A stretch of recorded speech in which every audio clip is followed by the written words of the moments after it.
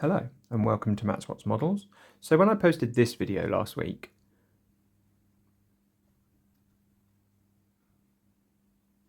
a couple of people got in touch to ask me how it was done.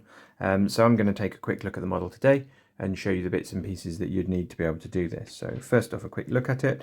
It's quite light in here at the moment, but we'll be able to fit the battery in underneath. Switch the lights off so you can have a see what's going on there.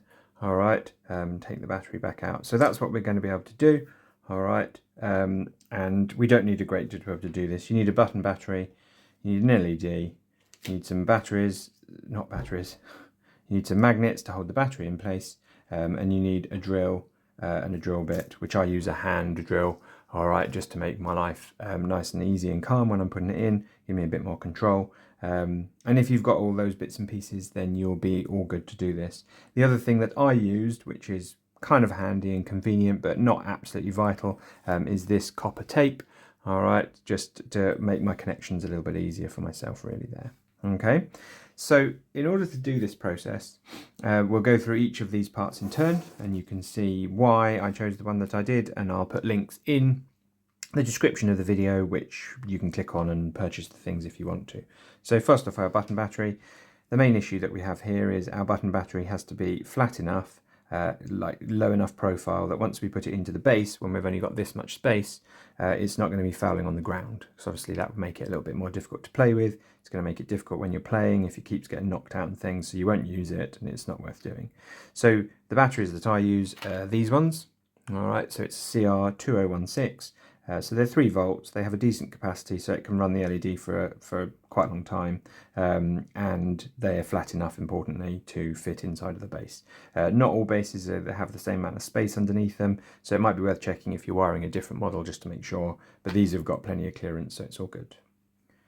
In order to hold that in place, I'm going to be using some magnets. Now, the magnets I'm going to use are these ones. These are round magnets. They're 1mm high and 2mm in diameter. To put that in context, these are the normal magnets that I'd use to just hold a model in place. I stick these underneath the base, they fit nicely, and they hold them in their carrying case. These magnets are 3mm deep, I think, and they're 6mm across. They're way too big for us to use. We wouldn't have space for all of that. So this little stack here of the magnets which fit are what we had to use. The LED, I have to use a very, very small LED. You can see that there. All right, this is a regular size LED for context. All right, so you can see trying to fit this particular LED, the large normal size one, through a hole that you've drilled into the model is going to be massively cumbersome. It's going to be super visible. Its wires are very much thicker, not good use of those. But this much smaller LED fits easily through the holes that we drill, and is actually still nearly as bright as a regular LED, so I can put this on now. All right, worth noting that if you wire an LED the wrong way round, as I'll show you, it doesn't light up. So you can see here, we get a nice little bright light from our LED. All right, if we wire it up wrong, okay, just turning the button battery over to do that, our LED won't be on. So make sure that you're not putting it the wrong way round when you're wiring up. All right, and actually on my model here, I've got 2 of these LEDs. I've positioned one in the head and one in the sort of like lower torso area, just to make sure that I get an even amount of lighting. So in order to do this, move these out of the way. All right, we'll have a quick look at the build instructions for the Light of Eltharion. Here they are. Okay, and the only bit that we're actually interested in is this piece number 4 just here. Okay, we're going to be using the left leg of the character simply because it's one piece. The right leg of the character is made up of 2 separate pieces, as you can see here. That means that we'll be able to see the wire running up between the 2 pieces, not something that we want to do. So we're going to be using just this piece number 4 here. Now, holding the model carefully, you can see that what we have is a lot of space underneath the left foot inside of this rock. This means that we don't have to be super careful with length of wires, getting our drill alignments exactly perfectly. We'll have plenty of space to be able to run our wires no matter what we do, but we definitely want to be running our wires before we've glued this down. So in my piece number 4, I used a tiny drill bit from my hand drill and drilled a little hole straight through the kind of shin area of the character here, from underneath this rock up through the foot and to behind the knee space there. All right, the challenge of that is the ankle part here is very narrow, so you just need to make sure that you're not coming out to the sides. All right, but you've got quite a lot of room to play with, and there's not a massive length of plastic to be able to get through. I found a hand drill absolutely necessary here just to make sure that I didn't come out the side of the model and ruin the leg piece and have to do a lot of work with green stuff to rebuild it. So it's nice and straightforward. Then you're just going to drill a hole straight through the base. Pretty much anywhere underneath this rock is going to be absolutely fine for that, so you've got a big area to hit. Okay. Once you've done that, I ran my 2 LEDs up through the hole and just positioned them using just Yoo-hoo glue. Plastic cement, bad choice because it can melt the wiring on some of them. I don't know if this one in particular would have caused a problem for that, but not something you want to muck around with. So a little bit of Yoo-hoo glue, and you can position them on the inside of this piece, run it through to put inside of the head. All right, and that's nice and straightforward. Once you've done that, you can glue the model down, poking the wires through the base and just leave them dangling out. The only thing to watch out for then that's worth describing is when I was spray painting the model and using my airbrush, I actually used a little bits of cotton wool to cover up the LEDs by just pushing through this bit here. All right, so hopefully you can see that. You can actually see the LED there. You probably can't because it's too small, but you can push a little bit of cotton wool up through the base and in through under the armpit just to protect those LEDs so they don't get covered in spray. The alternative would be to spray the parts on the sprue.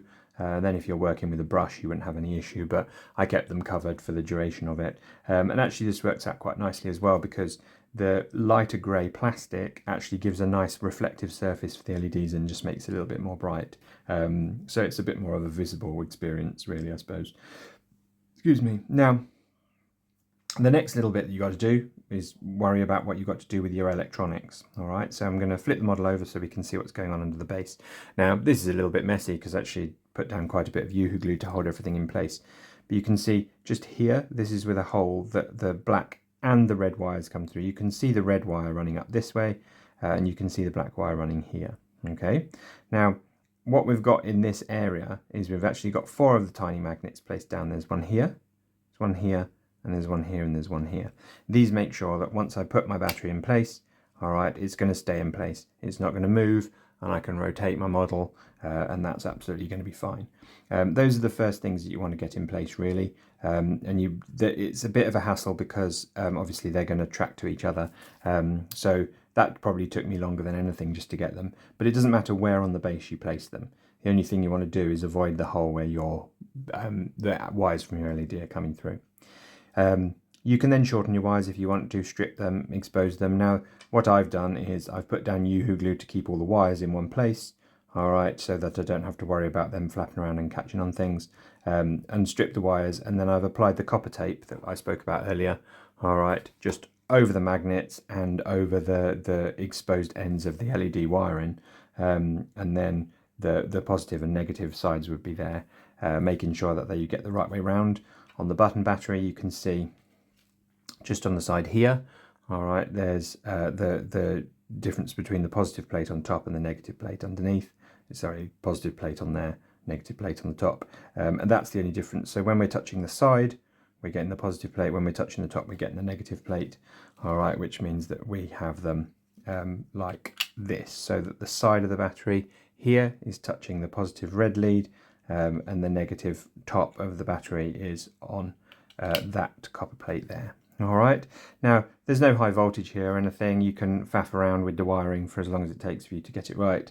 You're not going to electrocute yourself with anything involved, so it's a little bit time consuming and fiddly, but there's nothing too crazy going on here. All right, you can see the issue with the height of the batteries and the height of the magnets needing to be below the base height to make sure everything fits in. But you can see if I just turn that there, you can see that there's probably about another millimetre to play with.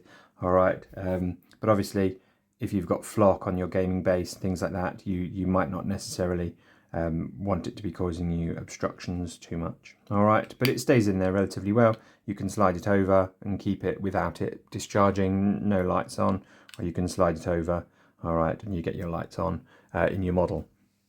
So I think that's pretty much everything that you'd need to know to be able to do this yourself. So The only thing that remains is to say thank you for watching. I'll put links to all of the products that I used in the description, and they will be affiliate links. They'll help out the channel if you happen to purchase the things through there, but you're welcome to search for them based on the information that's available in the video and on those links if you follow them and then find your own supplier.